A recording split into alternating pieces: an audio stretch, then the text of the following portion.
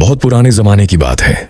एक बड़े और शानदार महल में एक निहायत हुसैन और नाजुक शहजादी रहा करती थी। इसकी आंखें सितारों की तरह चमकती थीं और दिल बहुत नर्म और मासूम था। शहजादी को सबसे ज्यादा खुशी तब मिलती जब वो महल के करीब एक घने जंगल में वाक़ई साफ और शफाफ चश्मे के पास जाया करती। वहां वो सोने की गेंद से खेला करती थी, जो उसकी सबसे कीमती चीज थी। एक दिन जब वो गेंद उछाल रही थी तो वो अचानक हाथ से छोड़कर चश्मे के गहरे पानी में जा गिरी। शहजादी रोने लगी क्योंकि वो गेंद उसकी सबसे प्यारी चीज थी। अचानक चश्मे के किनारे एक हरा भरा मेंढक नमूदार हुआ।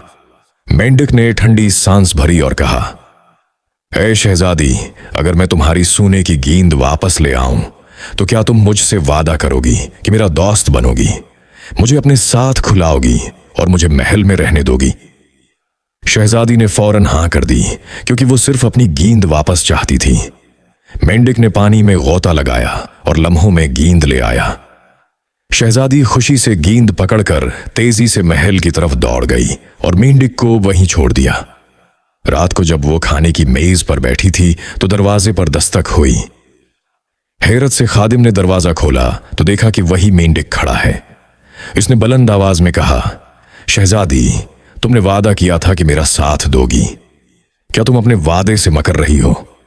बादशाह ने यह सुना तो बेटी से कहा, बेटी, बादशाही खून कभी वादा तोड़ने की इजाजत नहीं देता, तुम्हें अपने कौल पर कायम रहना होगा। शहजादी मजबूर होकर मेंढक को अंदर ले आई। वो खाने की मेज पर आया, उसके साथ खाना खाया और जब रात हुई तो शहजादी के कमरे में जाना चाहा। शहजादी बहुत खफा हुई, मगर बादशाह की बात याद करके उसे बस्तर के पास जगह दे दी।